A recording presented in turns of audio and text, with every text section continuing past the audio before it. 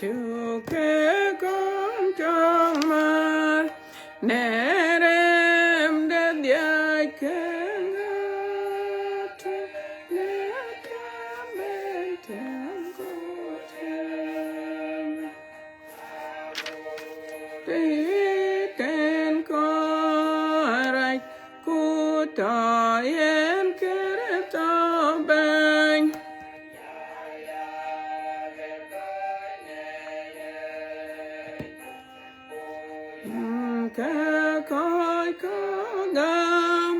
la gia ke to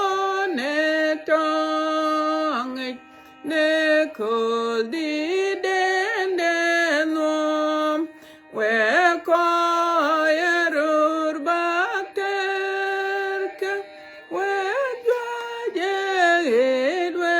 bind ne re den yek ne ngendun ne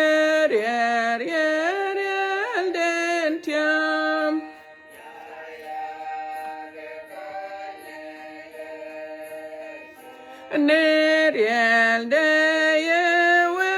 coach de ye we tung e ka chen ke con we lo ye con de we mu we pet gut ye de loang don Kangen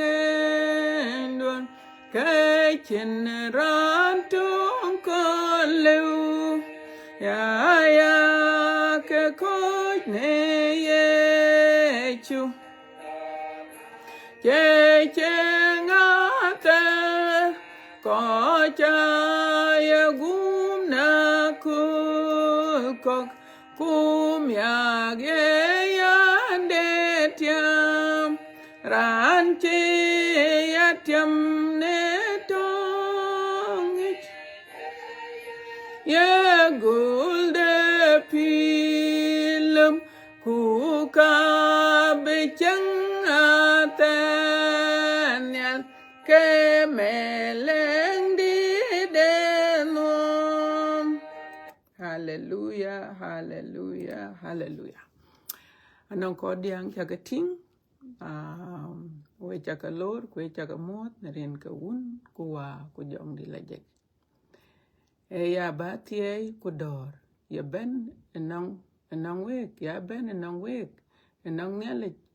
un ku nyale wa ku nyale jong di lajek amen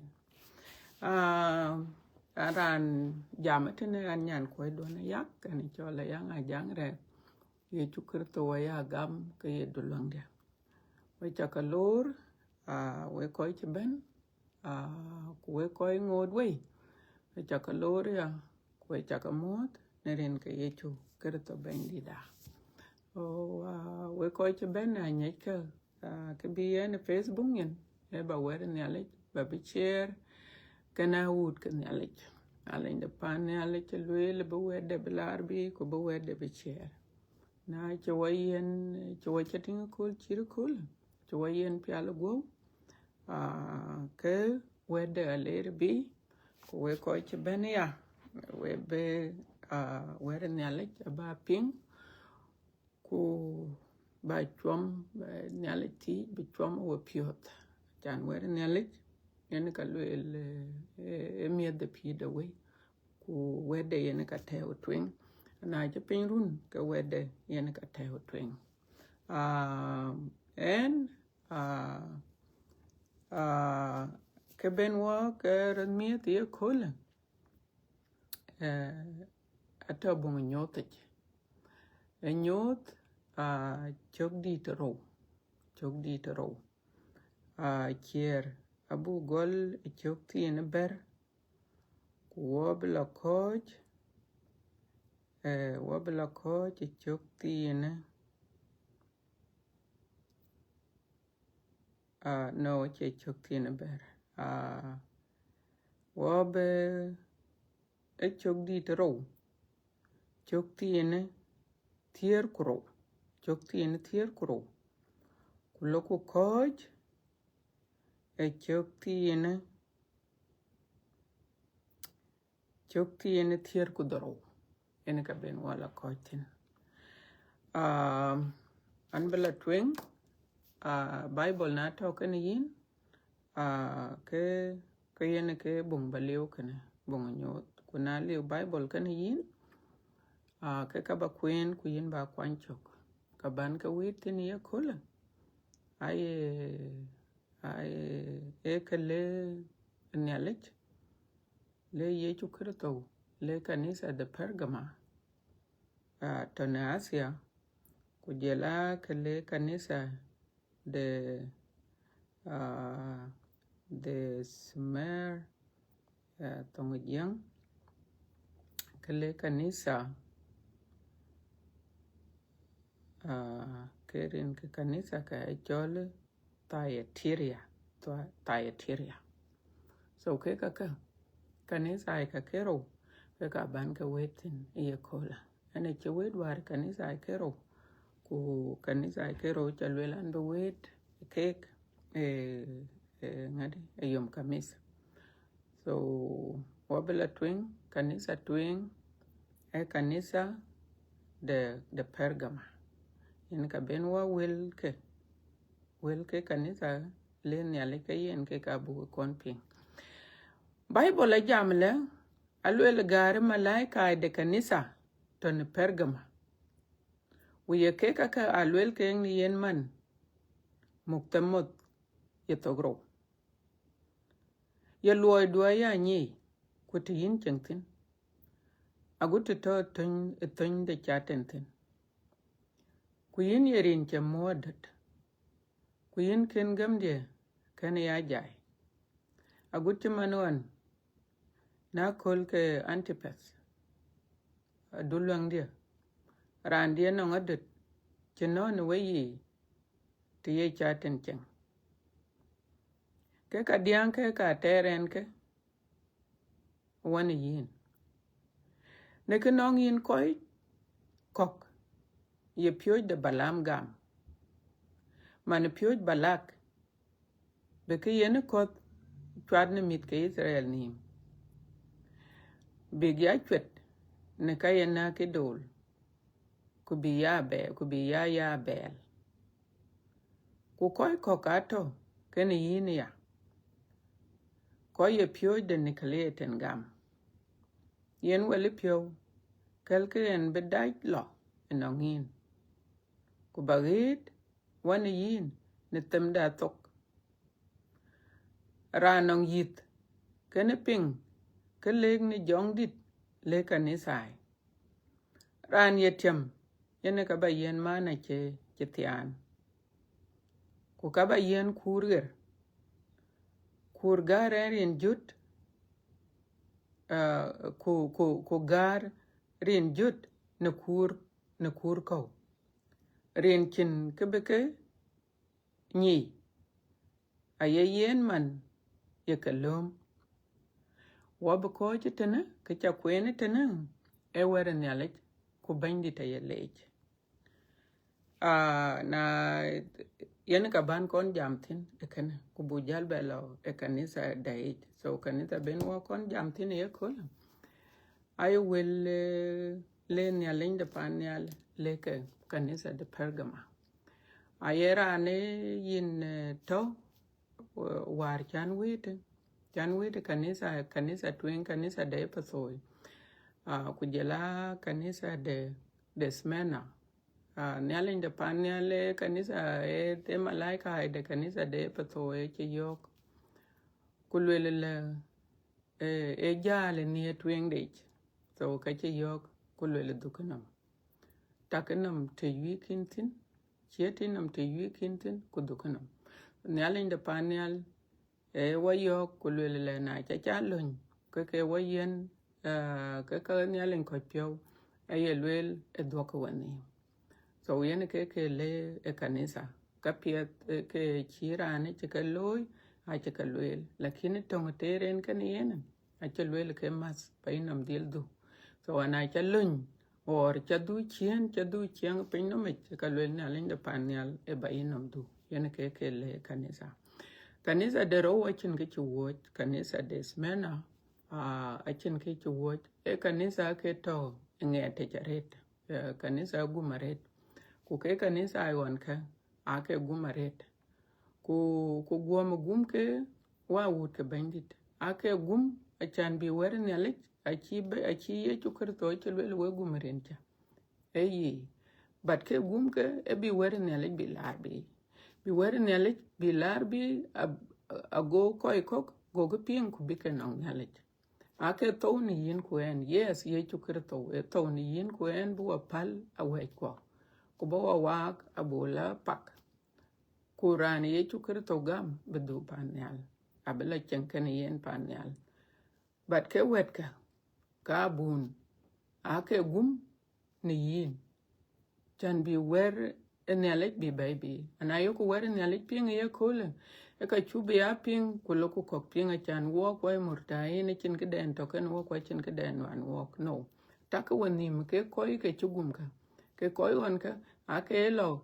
ko ka ye ke kewit ko ka ye ke thor tong ko ka ye ke tao ngade wono kor to bi kor ke cham ku yung ake rech bi nele bi jai ake rech bi ye chukur to bi jai ku ka ke rech achan chiwe ku ka ke de rech ake chukur bi wer nele bi pol a chi kor bi pol kor ke bi lar bi achan bi te nongin ku en ye kola so wa wut ke bandi na cho ko chi ato ke ka yin la ke tonde ne chu kor be ya chele ku tonde ne chu kor be ya ton chin ke piet ngade braloy so yen ka yen piat na cha ya ben ku yo ku koy ke ne lech ke ka kor bu wel ke ne le bu ka ya ping ku lo yu ke ku chol ku ne le ne piot ko yi ku yen ke choka bun ke kola goma beto ku yin gum erin ke ye chukurto bad yin gum ya da chan koy kok bi wer de nyale bi la ping ku nyale inde pan nyale ko yen o jena koy baka bay e chang de nyale chi nyale inde pan nyale be piomier so we yen wa wut ke bandit yen ke ngade e kanisa twen kanisa war chan jam tinin kene kanisa jelwa bentini ye kole e kanisa chole ngade Pergama kanisa ay doro so kanisa ay kero enya chakalwelka toke kanisa daepathoy kutoke kanisa desmena kanisa benwa jamtini ye kole e Pergama kutaiteria ne chuping kanisa de Pergama ye chukerto yene kayok John alwele gare kanisa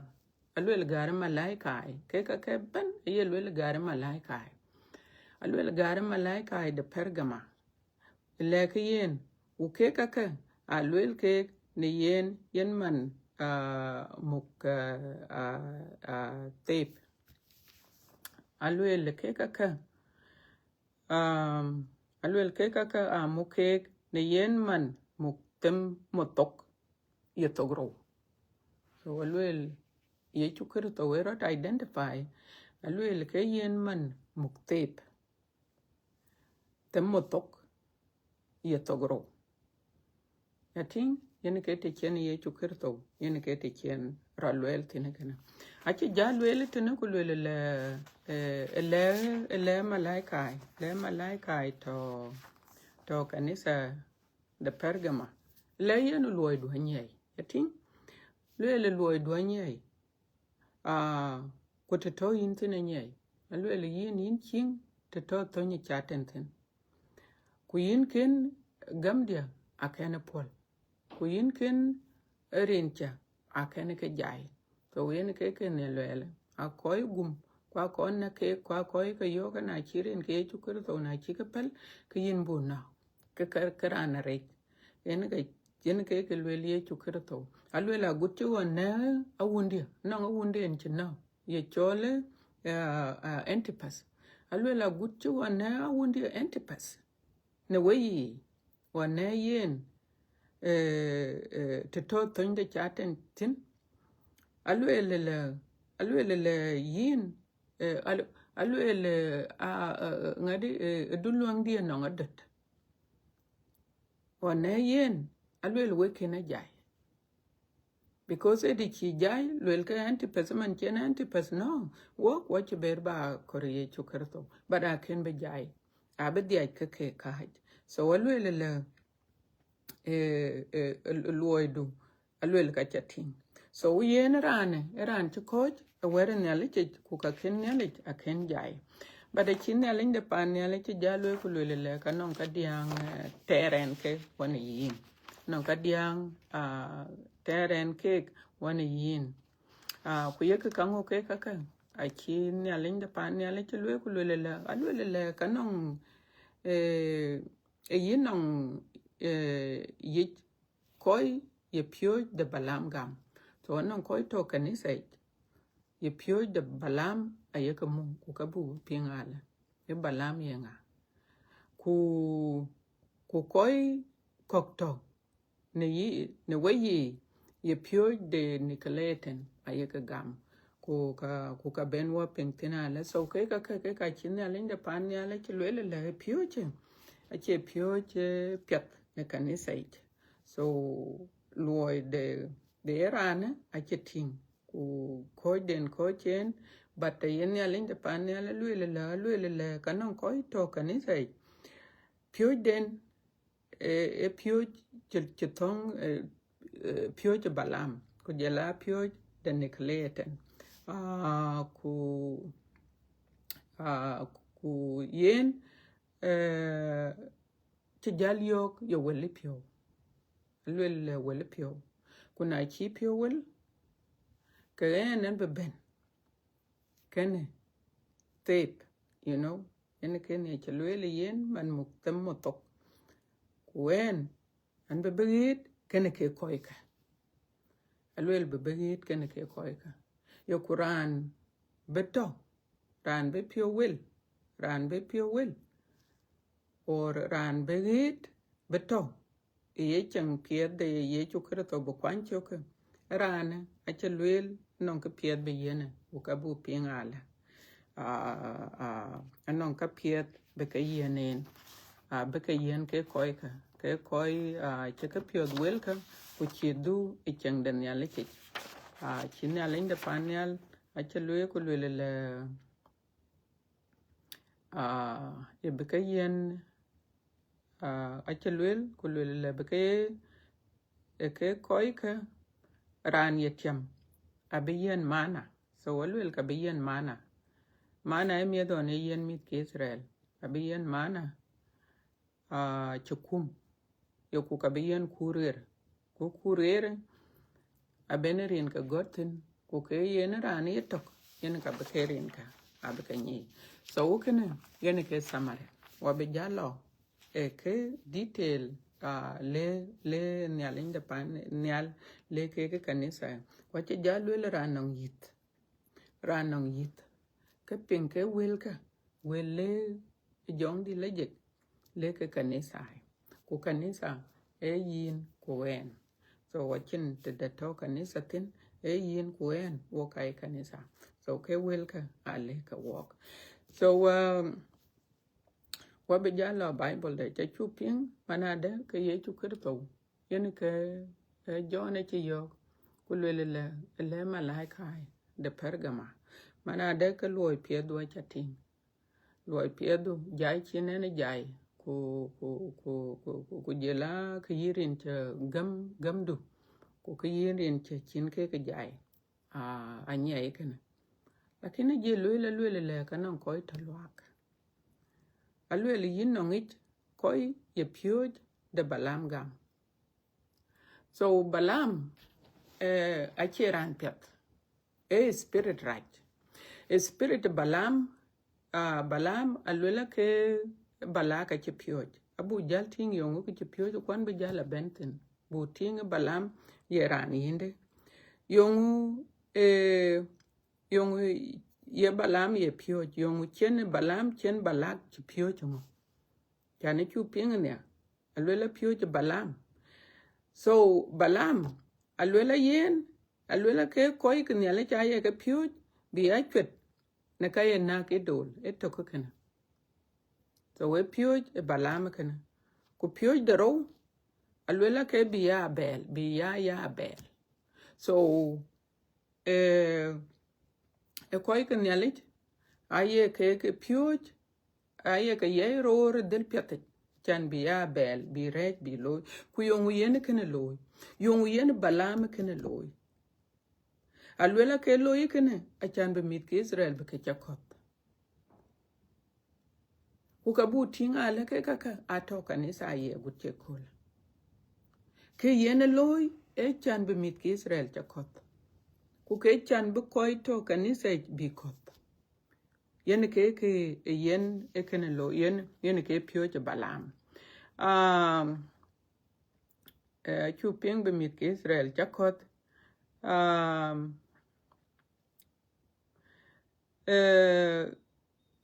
balam ye ngade era ni ye ping nong nyalit yene ye ping nong nyalit balam abayo le tere e bung nambai na gole ni chuk tero ku kwen na lo bage ti chuk te dia ku tok e ka le ka bayo and I encourage you back when balam eto Mesopotamia e pan won ke won chin ya le chikalwel be ka yen mit ke ngade no eto Mesopotamia ba long Iraq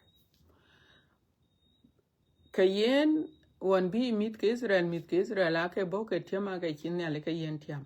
ku ka ke yen tiam Canaanites ke koi won ke Canaan pan won Canaan ye lwel yen ke pan che yen Abraham so we chi lwel be ke koi to tiniten be ke nyanyin be ke no ku be ke nyanyin ku melenge chol balaka e to ten ke yen che ping mana de ke mit ke Israel bo ku ka na ko ku ka tiam ku ka na ko golo ku le ran chol balam ran wene etier you know etier go toy ku le ka non koy bo Israel bo so yin a chi toy ko ku le ka kar bakalam achana bika ku lo ku tong e wona ke ye yen bitiam balak ko be mit ke Israel be ke tiam na chi ko jala non balam o ke balam koy ka jala ku jakala le balam jal ke ku le balak e wato milik balak e ye meleng Moab pani chol Moab ko Moab aye Bible aye lwele ke ye kwate mana Abraham chan damane chigetarit kwate mana Abraham so na chike koy ke jala ku jagala jam kene balam kene balam go lwele le wek an be kon le pinga nong nyale chating so yen balak emeleng de Moab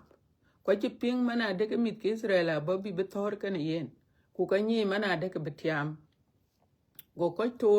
ku yin ke gok ku yin ke kan le lo yin ke balam achan be mit ke Israel be kalam chi betiam na lo ke ko ku le ke jam kene balam go le lan be kon le ping nong nyale chan yen e ping nong nyale na wona ko ke nyale bo nong en ke chinin woni alek ben nongen bel balam ye yinga kaka ke ko che ben ke ye yinga go balam go lwel ku lwel le ka ko chi balak melek balak ke tuj ku lu yong korka o che jal be lwel ya ana da ke ak koy kor be kalam akor be mit ke Israel be kalam aken jal be ting details and chino mar details it chene duotin but chin ya like be lwel ku lwel le ka chiran lew be ko chin ya like loy or ko to ya like ne ki yen be kalam so we a wood ka bandit ka ya ka ping na chogran cholo tiernum ku lwel an lo ngela lam kwan la ngela loy kra ku yin men ya like chi jak chana chi chu krto chi lwel a chin ya linde pan ya chi lwel tong lwe le rande achiran le belam ku kachiran le beyen lwe jok so ka yen rane robi kedang robi jora wan mi adur ke le ke koy ka ku le ka lwe ni ale chalo ken wek so chin ni ale lwe wona lwe dun la won ke go ko ka go ku duk go melik balak go la ku die ke la jam le duk le ka yen le ka toy koy dir bande ti man yi vice president ku yi bank je tuy ka ku jela le mal dun korben ku dun korben ba yene te lemin mit ke Israel jan batya ka yen balame bela ku go ko ka lo ku le ku le ke welka go le lan be kon bela ping nang nya le ken ka balam tin balam yen a go lo na wana ko nya le tul nongen so yen a kin nya le ke lwel e lore chane ke ting pio yong yen be ben bin nya le be ti kwa kin nya le penwen e kin nya le yo won ku le dun la won ke na lo ko ke ben ke no gwi ku mal gwi go ben bi ku akor be diaj so yen ke kore mal ka kor yen ke ka kalo wa wut ke bandit non ko to ye kol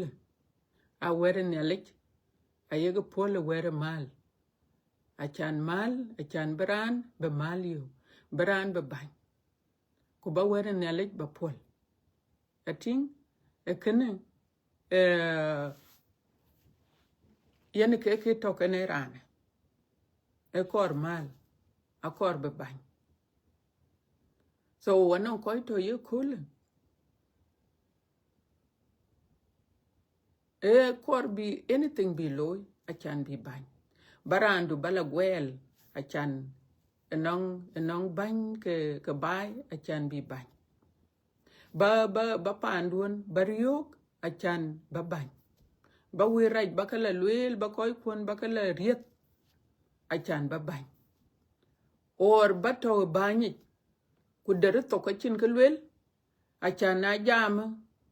ku balwel koy che kai ko piet ku ka yin la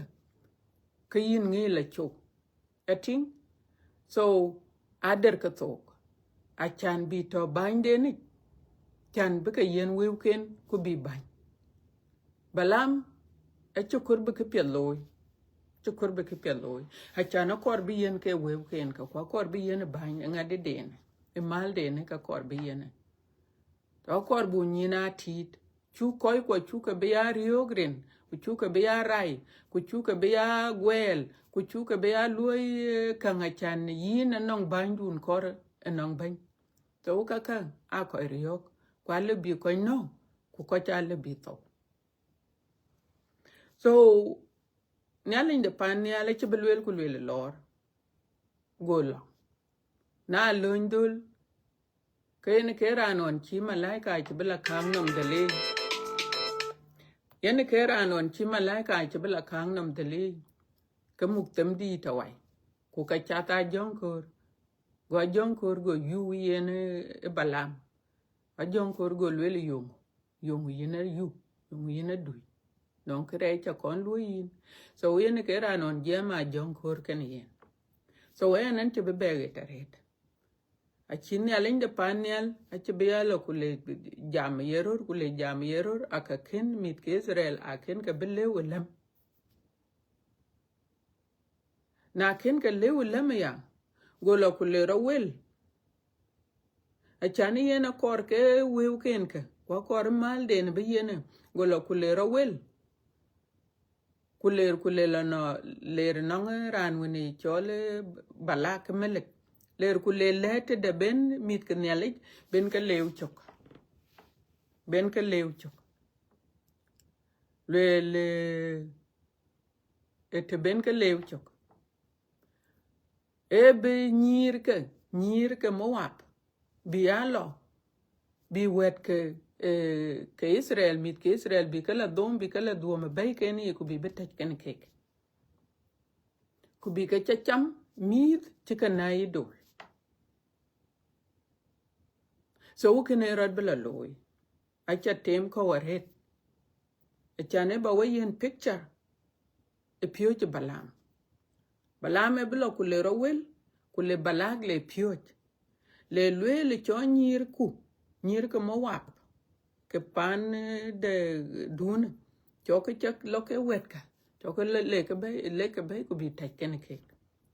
Yen kene ato ngadi cho chatiang manong ente bana yutana.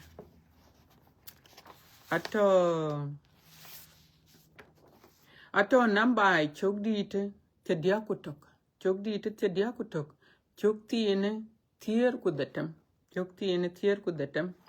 Alwela diar ke ka wil ke balam ping. Kuchoke koi ke Israel rej bandit tok. Nakur de pure. Kukene achi mit ke Israel. Kukene ay mit ke Israel bichalon. Chating. So diar abelo kuleke wet ke Israel rur ke Israel leke ke bay hut ke ni ku mit ke Israel nyalin de na chi gwa bawane ten ku bika ku chokro chadum ke diar ke kek ku bika ku teke ke ne ke diar ke ku tere ke ku ne ke koika ne ke mit cheke choke ke chachiem mit cheke na idol so wacha pink ne ku ka ba bela queen en ke week chene mit ke Israel be week ku nyale che pio beriak alwela go ngadi chabo alwela go bit go pestilent go ben alwela go koino ku chi 24,000 biana bur ke ro ku bot ke ngwan o ko to kaniting balame dia ke dil ko pin dia ke chimit ke Israel ai ke lew chok ku ke ne pioche alwel ka to kanisa kuna to kanisa ka be koi to kanisa a be ka lew chok ku ka be week ku ke luoi e spirit de balam e luoi e jok rani chole balam iyada namba chok dite tero hudich chok tiene tok agut chok tiene dongwane chabe be kwene ben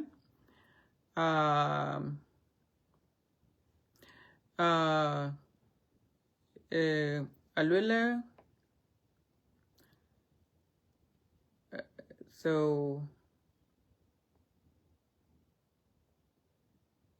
alwela diara mit ke Israel chal te den kuleke ke cho cham mit chikanak idol mit chikanak bal ku Israel chimach won che ake chinga te chole chitim kutene yen ke te loye kan ratin so yen ke tiene kar ba jwatine ken ke ka kai chok ku ka ba dia ke la ka queen yen ke pyoj chi ye chukerto chelwele chitinga kanisa de Pergama ku yin ke alwela na nong yit ke yin ping ke kaka yale de pan yale chi jalwe ku lwele le wele pyo jalwe ku lwele le wele pyo ku jale ye pyo che ran twengon kanisa twengwar chan kon witine ran malaika ai ye ko yin la ke ye kating ku jeke ko iro choy dutuj ku chi dutuj ake ye kating ku jeke bate malaika ai aken ke koika aken yin ti te ke ku ka ken ke jai so yen kanisa ai ko ne kole ko yin ya ato ayen ko ke ben ye kole ko ye karai loy chimane bany dir kwon ke bany ko ke Afrika yen ran ke lo koragwe kwa chin ting ye ko kor ku chi yok ku ka kwel ku ka loy ngo aloy karaj kuna bi ke kanisa ko kurti ken ga tew ke twin a cho ke nyu twin a chanai ban yo ngo ken ye pyo pet ken ye pyo pet a chan ke koi ke a lor ke pet ya kanisa ku ke ai koi raj ku koi ko gwento kanisa ya matakin na tinke ke koi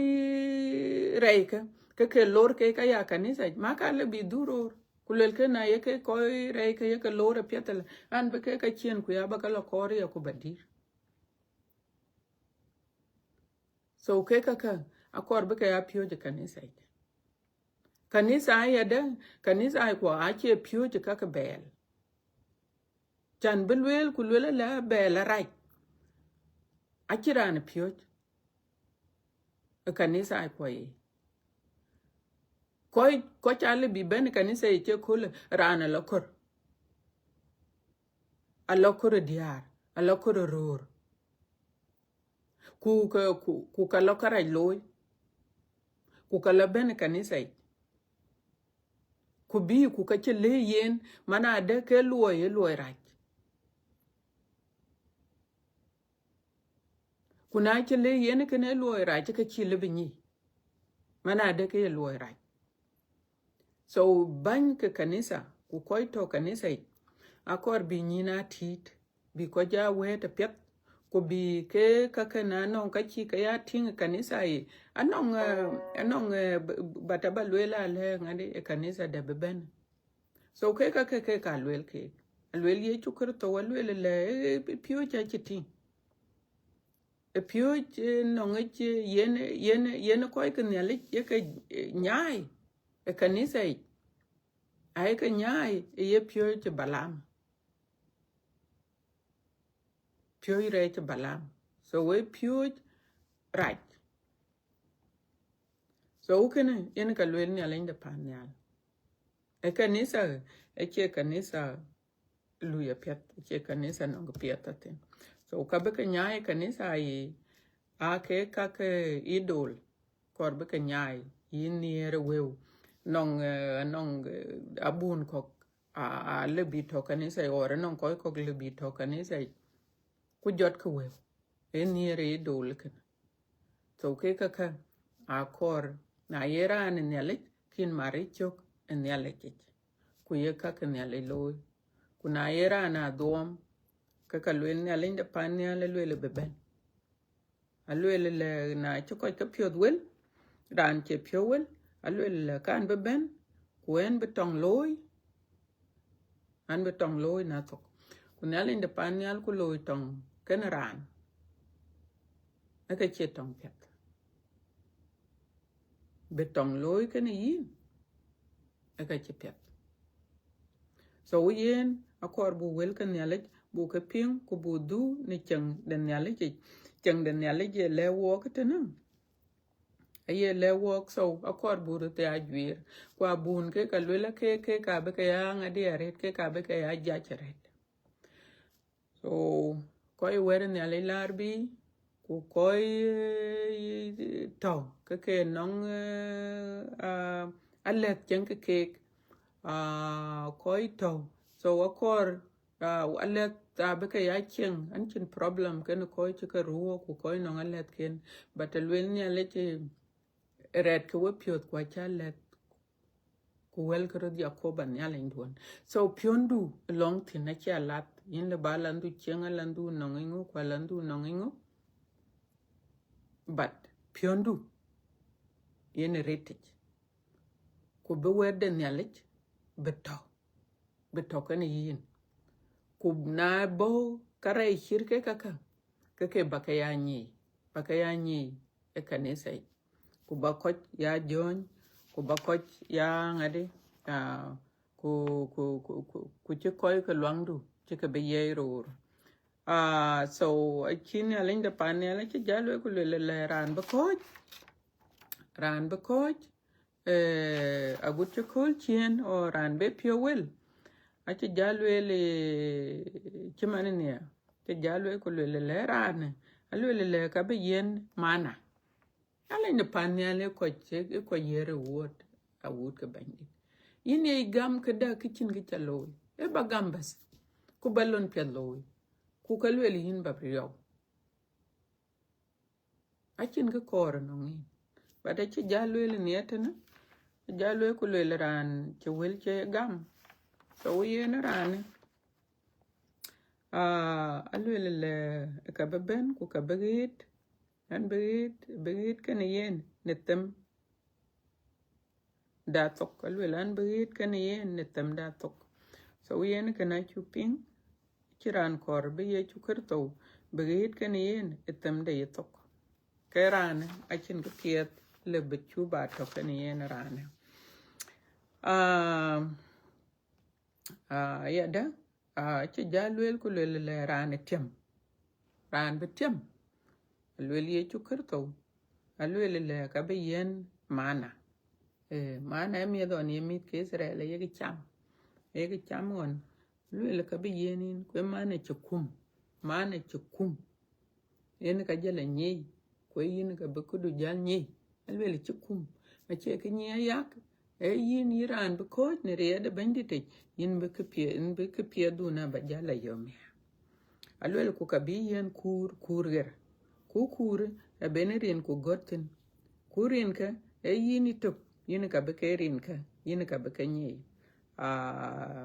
ba wut ka bandit so nyalin da panyal agar kanisa ukager malaika te kanisa de Pergama anada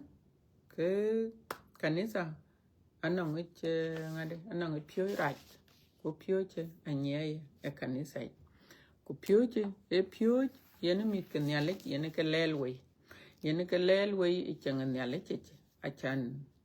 bi week bekalew or bi kop ko bi week ci manon ken mit ke Israel ken ke week ake ci kop go ke week ko week on ken ke bi week nyalek a ci ke be destroy ko yin ko en wo ci korbo wak destroy ye kola an below ngade e kadang e kanisa daro ci chan kanisa ay ro an ci be ngade anche beto kanisa toke jaret so kanisa daro kanisa de Thyatira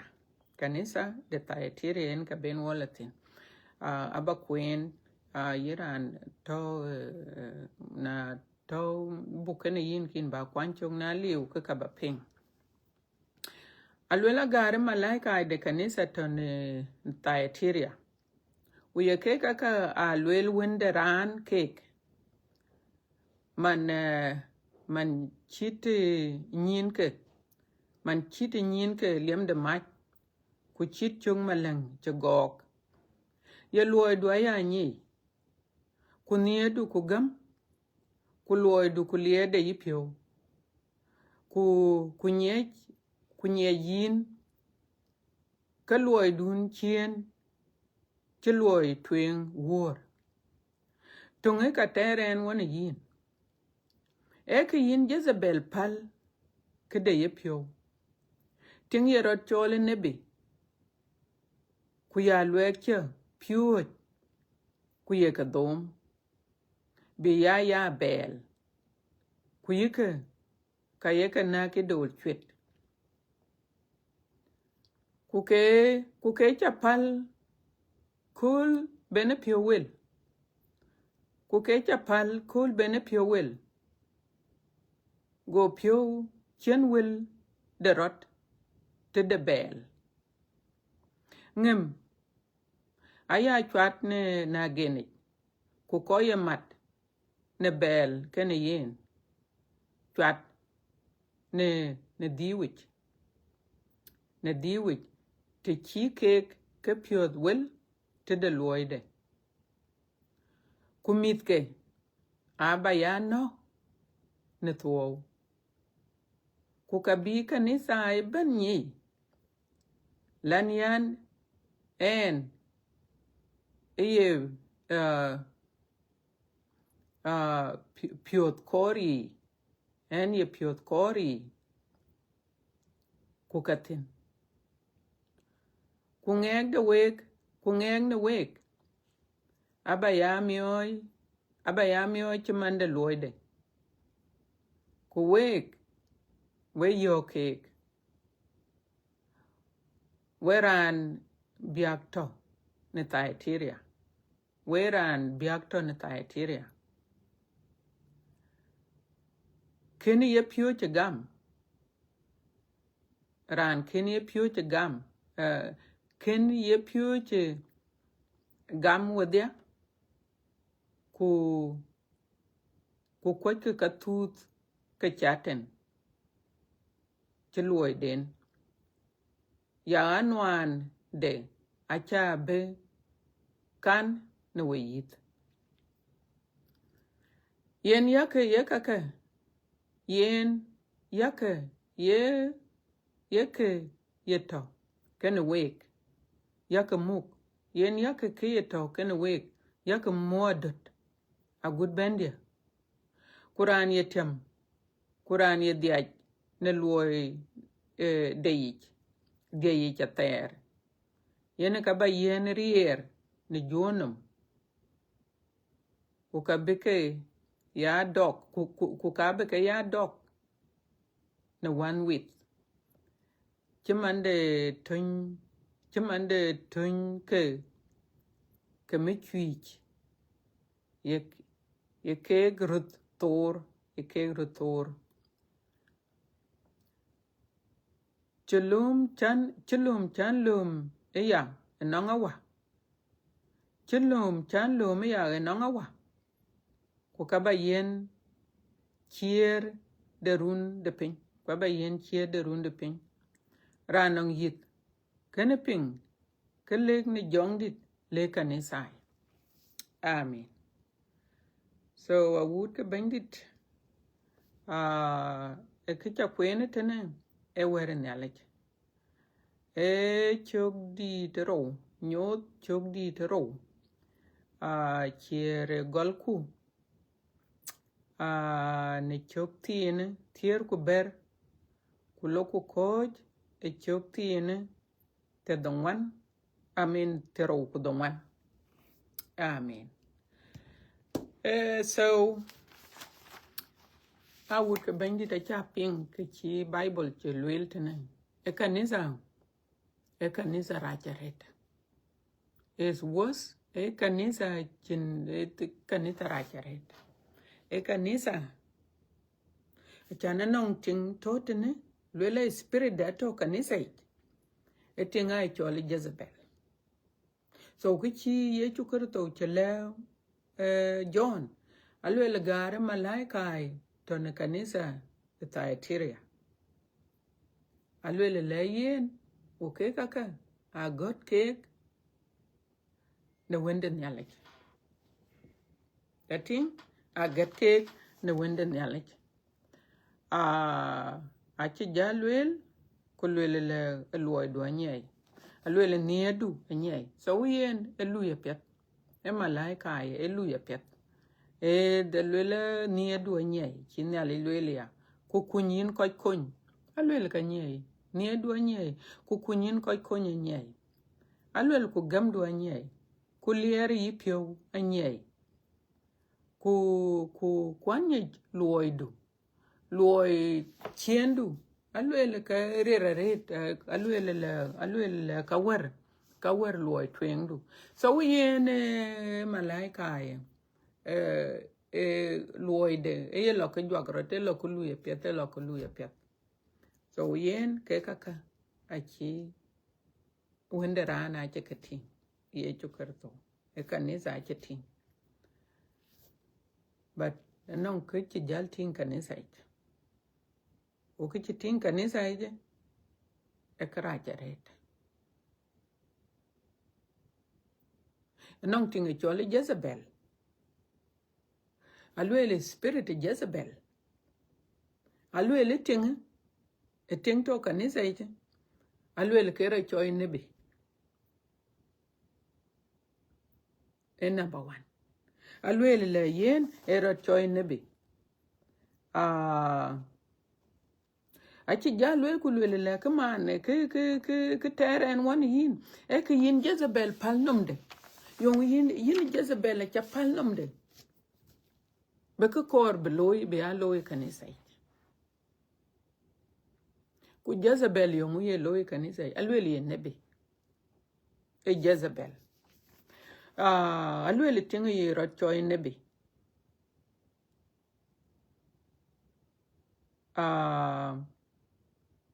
let me see kan ko da ye kanisa o cha kwen tana chan ke kanisa ka amar ke kero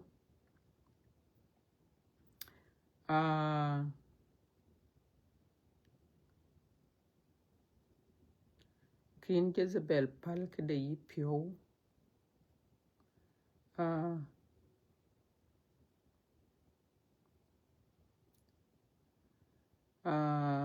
kin Jezebel pal ke de yipyo, so I want to make sure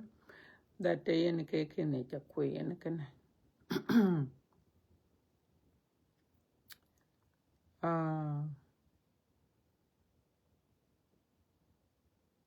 okay, what would ka bandit cha leba do chen but kabro di loy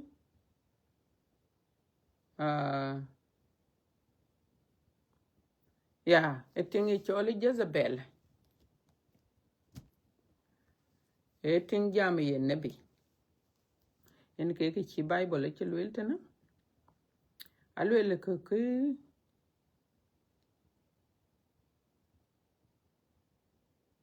alwel toke ka teren wayin e ke yin Jezebel pal ke de yepyo ting ye rot choy nabi ku ya lwetcha pyo ku ye ka dom bi ya bel ku ye ka yen ke nak idol chwet chating so Jezebel a ting pet a bad spirit a token is it chuping alwele le ye nebi number 2 alwele ke koi ke nyalej koi pyoj to pyoj de arach ye nebi so manatu ye nebi adom ku pyoj yen koi pyoj e kanisa arach kujela so yung ye Jezebel alwele ke ko yeror alwele bi ya bel chating so we en kanisa achan nyalen de panyal aman ke ye choy bel men e kanisa men kanisa jaret kwen ke ni chuting chen mit ke Israel chen ke no biana bur ke ro ku bot ke wan ku wer bel ku ke wer chen ke la chwet idol mit ke na idol kwen ke lwela yen ke lo Jezebel kanisa so yen spirit Jezebel yen ku balam loy dene bi kanisa birio e bi kanisa birio ku ka lwela yen ke yen ye chukrto jam kene yin ku en ku koy wer ne le larbi lo ne ke spirit ka e bel akor bu ko nyin tit e ka yin ya kanisa de ngadi e chuping wan kanisa de kadang de Rome e chene ko jam aret e choy Catholic ban alwela Catholic alwela bun ke Catholic ko jam kulwel ke ka chen ke kor ke ku ke ka che a chokur biti ku ka chokur be ketia ror ke to ke gesis Catholic alwela ke teken mit to news japi mit ke lo kanisa chan bi ka ke ne le jala loy lelo go ke ala teken ke na wari ci mi dir mita be ala gwel na ye ku mita ke la gwel ku dere ka tok banya ye ko ku kum kanam le ko ku kum kanam jana ci kurbirin ken be kanisa de catholic briok I mean be birin karai go ki ala ku kum ke pin ku kum ke pin mita la ku gwel ke kiran pin na ye war ci social media ci jala ka ditare go mit go kulo social media ni jati ku ke ka ka ka jem ye ci kurto ke ka yenu koy lui karaj kanisa de catholic a yene abun koy rutchole de koy kenyale ay lokule ke taj kwache ke dia ay lokule ke taj ken mit kului ke mitret ya duni jam na yeke ko dir malech bade ka ke mit kuna lo mit leke gwel kaler ku tainam ku kumnam ke ka lwel ye chukerto ke piuche amen Jezebel to kanisa his spirit de Jezebel to kanisa ku ka chukor beloy address chukor beloy ku kanon koy kok non kanisa chating tenwar a spirit Jezebel ka jamen ku spirit right amen ne le che yen koy no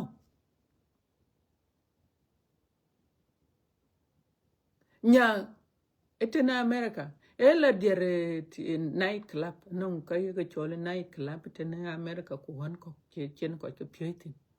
ko lui ke den kor ela diere ke yarian ko kor bi ela woy ka le woy na won kultu kulwelo nyale che ben no ngale ben kanisa bi ku yo ka bune lange ne kor ba ben chang nyale che ating loy ka dir nange ne kanisa ke yene ka woy adia ku ka loy kaka wa bun go long ye abuna kero abundit ku jela bun che bay lele binyana abundit bilog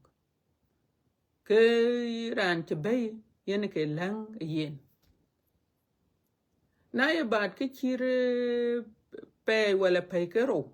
ke bo kanisa go abun won che long ye go la gwel alwel le ka lwel kor betek kene yen chating alwel ka koren lwel ka yo telephone every day gongo go yende go abuna go cholwak kan ke Jezebel kan ke ti kan ke the spirit the bell kan ke ti ku diore ben non diore ben boko jal binyu tweng e ke kanisa ai totene bay kwonka ayene ti kuban ke changalan chakanang ne lo jwana e do tingto kuler nyu tweng le nyu tweng kwa buna wet so ke chi jala loy man malaya ta ka ya bay ayeran ti lobi cho ti chen nyu tweng chene lube chow tag de yetinga bun tag de yetinga nga ku tag de yeran den lwel ke yeran teke kama la jala bay ku jal kom yenyo dating so ke ka aloirot ku ke pyu yene mit kenyalit yene ke nyaay kanisa alwel ke kana ya achirur ke lwel but na lwel nyalit lere wede bi ka lere bi ku ka cha belwel te de bana lweltin alwel te lwel nyalitin alwela kana nyaay kanisa abu na kor bi nyintit ko bi spirit Jezebel tiw reche alwela ka nyaay kanisa ko pio bu ko ja bel acha lu ba jal chunyi exactly yung lo rot kanisa ko ye cha le bani ade ke yen ran ben kulele you know ko cha bo kanisa ai mi akolo wala tigi tingro wala tigi ting dia kan la tigi ting wan ko cha bo kanisa ye all of this akor bu ko kinim ta pet what is this yung ko lo rot yung what is that de ko kan yale wala chi ko kan yale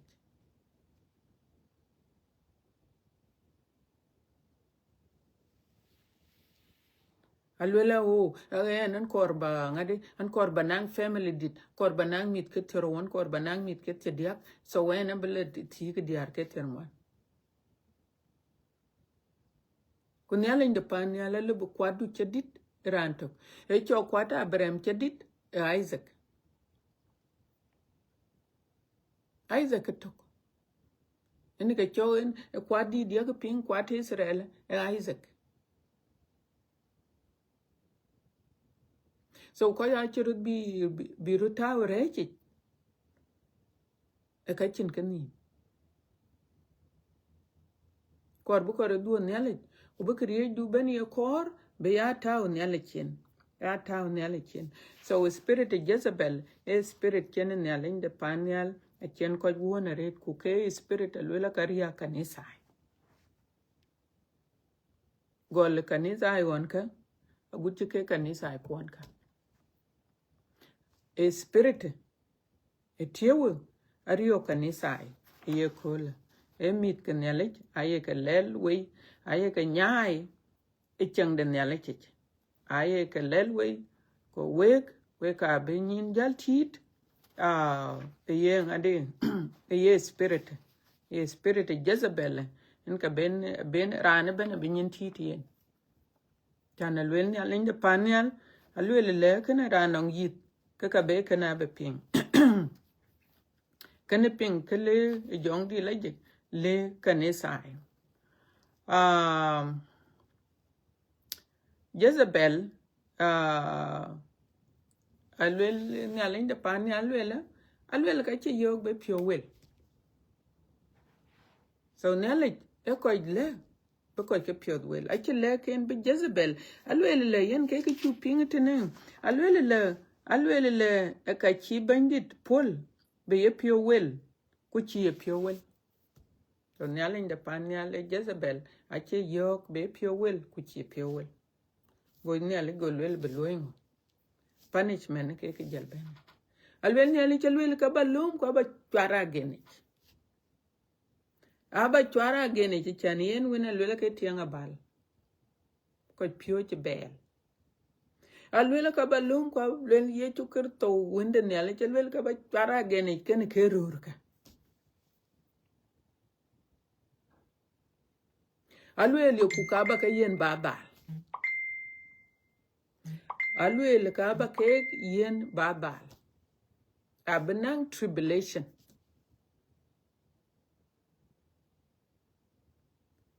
so nele inde panyal alwel ka ba ka yen nget abe ka nger etong ci lwel kana alwel be loy ran ye ke ka kaloy number 1 number 2 alwel mitke yen ting yen spirit de chole Jezebel alwel mitke alwel ka ba kana alwel ka ba to acha ya ka lwel alwel mitke alwel ka ba kana ka ba to atotina acha ping tenene alwel ngem aya chat na gene ci lwel ne be chara gene ku koye mat ne bel kene yen chat kene diwi so lwel ka be yen diwi kuna lwel ni alej bi ni alej di unong ran ka che din piet ka be ka yen ba ba alwele ti chi ke ka piot wel te de loide yatin alwele ku mitke e yen Jezebel ting alwele ku mitke aba ya nok ne to so is spirit ache spirit mir ni ale pio ne yen so na yeran ben kor be kanisa beryok ba kanisa ni ale ba beryok ba koy ke ni ale ba ka wer kubi ala lui karaj ke yin takinam ke bi ni ale be loye alwel ni ale ka be karaj abe ka loy aba dala be ka bay nongin e ku ka be mit ku abe ka no ku ke ka ye ka lwele chan be ka ping anon koy ko nyar ping ka piet all the time an kor be ping ka piet an kor be ping ka piet ta chan ka piet ke ka ya mit pio we yi but kenen a chan be ka piet bi tol nongin na kor be ka ping ya kor be ke ping ya ke ka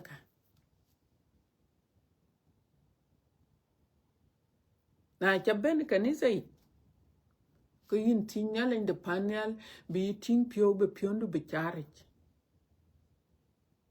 tanelwele ni alwele an pio to ko cha ya ka tin be piondu be charich kuna non ko to ye pio ni ka tich be ye wel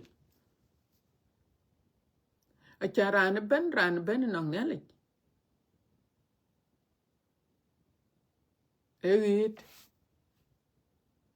Egit kan ka bich kuna ku ket kan yin ka lwet we eke chin alen de pan ale chlwel on alen de pan ale ne alen ko pio che kon lwel ka cha yen cha le ken be pio wel ta ka man chen kre che loy e ka cha le be pio wel kuna wel pio ken ale lwel be dia ke yin ni na rap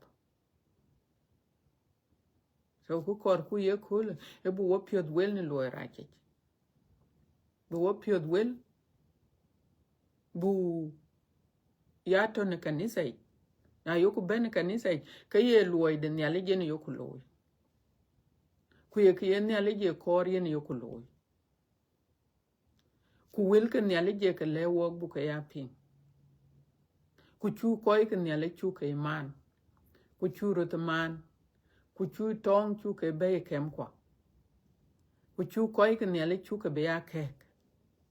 ku chu because nyale in the panel alwel koy ke ka loy alwel ka be karati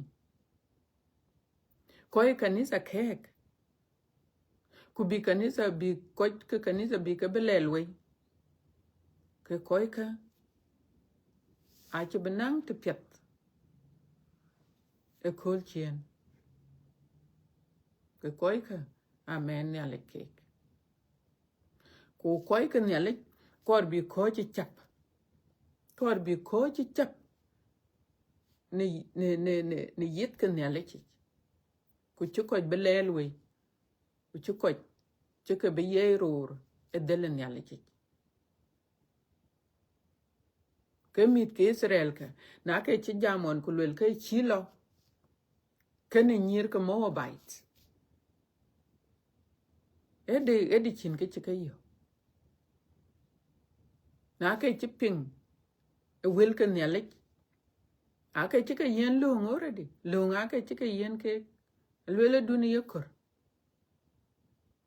kwa chi ping a chi ke ping ke lung ka ku le ku wan ke ku jel ka yongu bin ale jalo a chi ne ale chi yok ku lele la mendi duni kana lo ku lo ye loy ku yongu ye lele bin ale lo kwa chi yok ku lele wele pio ku yin kene pio wel so yen ko kor ko bu ngadi a chin ne alin da pan ne ala ci jalwele tena a chin ne alin da pan ne ala ci jalwele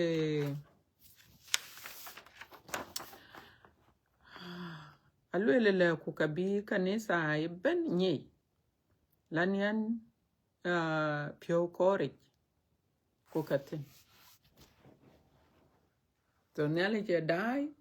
ko ben luek ko ke ka loy a nyi ne alin da pan ne so wanyi chin in bangai you know bira anda ngai lwel ka chin ke nyi ne le ko chin ke nyi ran ti ko no alwel an pio aya ka kore kwa nye kek so je jalwel tene yen ne alin da panyal alwel le ka bran ban gam krong kene loide ke ye loy yen ka bin ne le abi yen ka thong kene ke ye loy na ye lui ka pet ne alin da panyal abi yen riap ku ka bi jwa ku ka bi loy ka pet kuna ye lui ka raj ken ke ne chen le teng ka bi twara geni ken ke ror ka ku ka ba ke loy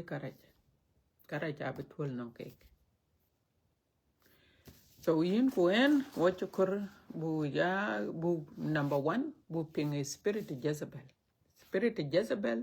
e tiu mit ke ne le cha ye ke ye ror ne del ne le che ku yin a chi kor bi ye ror del ne le che le ye ko ne del ne le che ku yin a chi kor baya eran baya spirit de Jezebel betokan yin baya yin ye ko ke ne le ror ne le che ko chi kor na to ke ne yin spirit ka le wel pio kudukunam alin da pan nyalen ko pio lele na werana pio wete de rai den ki lo ku ye ke pio lo ke tiep de lo be pi so kor bai pio wele mane ke kangot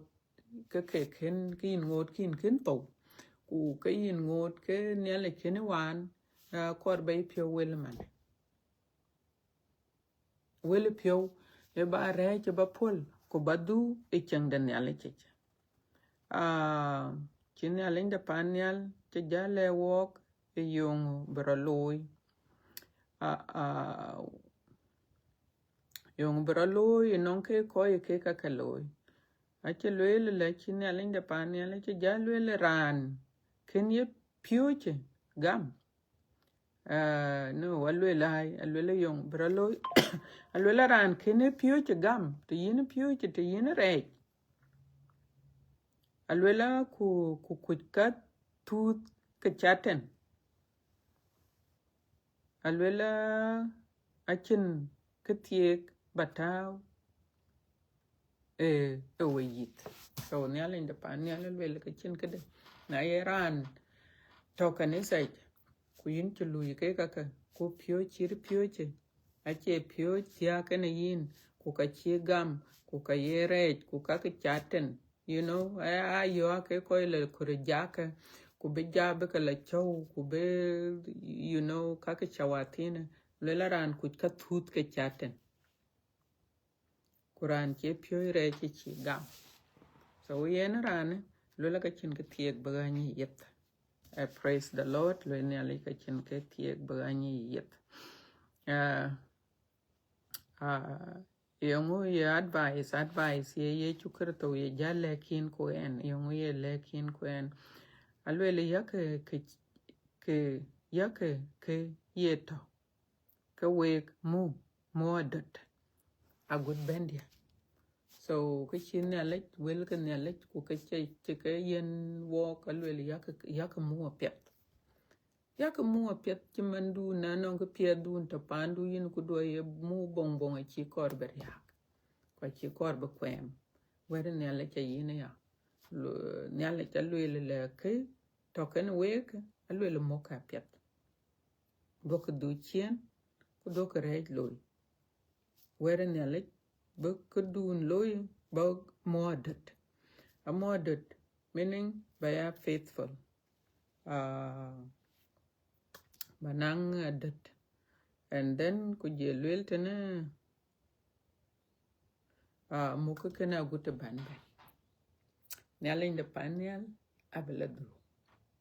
Aluel bela ben. Kuka ye kor be yo kiyin to kiyin muk eloi pia dun wan. Kiyin muk eloi pia dun wan. Ye abun kaye ranto kanisa kaye lay leader kaye nga whatever title dun to kan yin. Aluela bato ba kuduna loi pia duna ba kwanchok ba mu agut ba modat agut ben bandit ben. Yating ai so kudunu kon ye ror ko kalwen ya le chalwe le ran beto agut beto ni loi pia deni loi pia deni alwe le ka be yen tiam alwe ka be yen tiam alwe le chagote tena alwe le yongo bi yechu yen ran yetiam ku ye diaj ne loi dei ye diaj ne loi de kersawe yongo be loyin or yirane tem alwe le ka bi yer ne jornum. So that means na la ko kum ya te le ye chukurto len kum or le bi yer e jornum. Eto kukena alwe bi yenin. Number 2 alwe le ka bi gam chier de runde pin. Non ke ye chole morning star tong lengelit. Kwa chi tong jeng choi chier de runde pin. Alwe bi yenin akwai I don't know. But abela yeni. Akui kumane badaka chika kum. Chilwele ne ka non ka bekala yenin. So dun ku ke ka kan dun ku ke chawach rut ke ka chin ale chika lwel be ka yenin ku lwel ku ka pinnum ke ka ben wa ka doj kertin bu you know bu doj kwetetene ku bu doj chametene ku bu doj kang loy loy ra chan ba doj ban ke ka ka achin ka lui ki yin achin ka lui ki yin ka pinnum tene achu ka ping achen bible ka jamaret alwele do ko wecho ken pinnum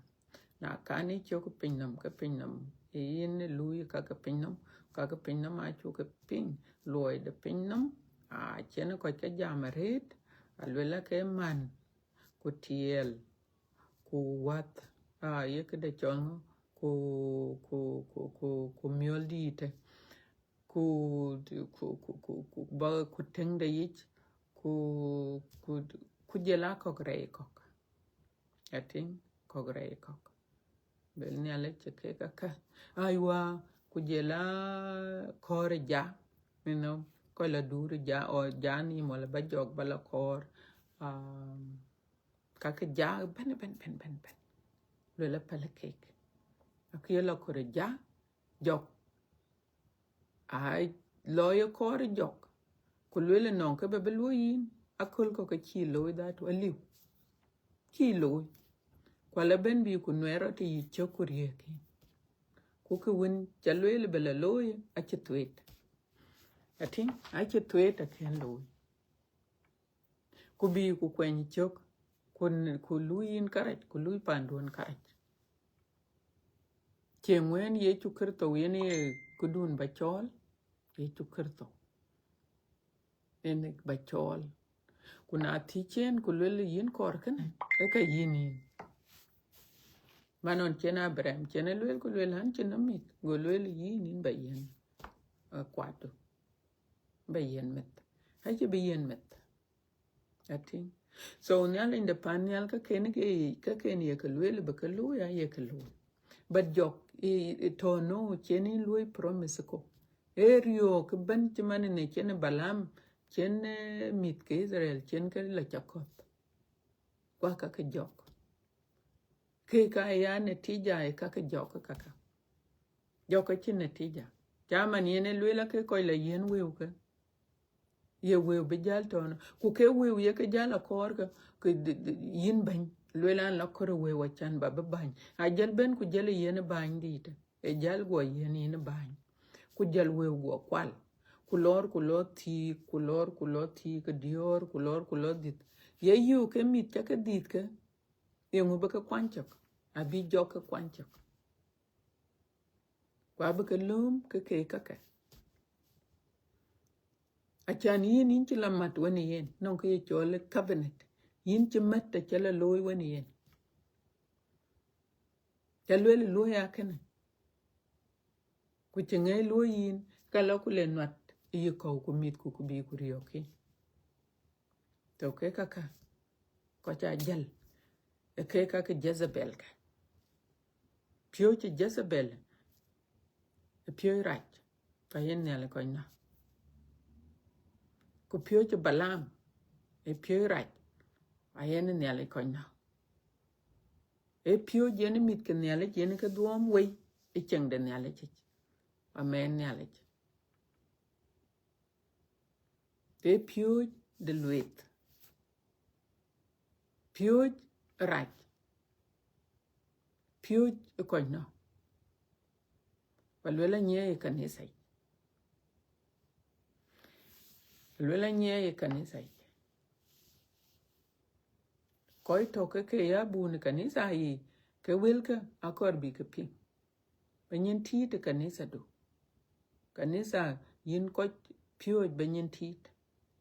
ci ko bu ko ya pio ko bu ko ya pio ba ko lelwe a ci ko ci le wil ke yit ke yin lel ko we akor benyin ti chan riem de ke ton de ke ka abeto yichen kwa chi kor so wa wut ka bandit yen ke lwel ye chu kerto yen ke le kanisa kero kanisa de kanisa de Pergamo kujela kanisa de Thyatira a kanisa rach welken yale cha ka ping ku ka lwela bu nyin tit ku enen che bela twing an che bela twing arit an ba ko chetene wa bo nim gorpin wa ben yalinda abu dua lech ne ke wil piet ken che ke cher ken woka na ke ken ke le woka chu kanich na ken koyon che ke to che ko lo ka beto e wil ke de ken ke ben en walk so ke wil ka bu ka ya lum ke wil ke pir wil bo kon che wil bo wario ka wil bo kon bu ai wil ke pir ku ka bu ka lum bu ka ya ping ku bu wani mi a chier ne cake wa wut ka bangit so en an bu ko chitene kanisa ke dia ka dong an belui miracle ko an belui yom belui miracle ko miati so an be jal wit week be jal ben an be wit kanisa ke dia ka ba ka tol ichal wel war cha be witin but tag de chinale ngai ta wa pio de be within ka chan wit kanisa ke dia kidong aba ka tol next week ko be jalo chiti gur ko ni pen lan ko ale pen long da ko ne cho da et no ngin baba yin cha do ale woni ye chu ker to bendi da alen ko pio ke wil piet kun chakari le wo ka tene baba wil bo kon wil bo dunim go che chap ne reche yin ti ku yin yakoba ba ke wil kun ga ba ke chwa piot ko ye ba ka gar piot ko ye long ku ben baba ku yin ka ba ke wil ka yin ka ba ke chom bo ka ya go ko lo ne piot ko ye yin bandit go ko ya lo piat ni yin ai wil ko yin ka wo baba ku yin tu do alej na kun yin men ran kun ta to ko ben ku ke nia du yen ka yen ke ka loy baba ran ya ran yen ke ko loy ka pet en chu do ale in ya ko ba ne ke chin wa pal ka rai ko ne wan tong do ye chu kar to man che to ne wo ku berwa ba bele yet in chu do ale baba a yin ke alpha ku yin ke omega yin ke twin ku yin ke echan yin ke nyale jetok yin ka yoko dor ku yin ka yoko pion ku yin ka yoko tiji ta to ko ben baba ka wut kun ka akan ke yin ya ko ba pendet ake wel ka baga choma ka piot ku ba to ka ne ke power te ti ai tong baba ku ba wo kun non ko ko wo chap ne ke del rechi ke bi ke wel ka bi ke ping baba ko bi ben betin ko koi chi chatin pa dia kin ta wen ke baba bi che ye ro ko bi ko ne ye del du ne cha gu che ta bin ben akena cha the yin rin ke chu ker to ben di da amen.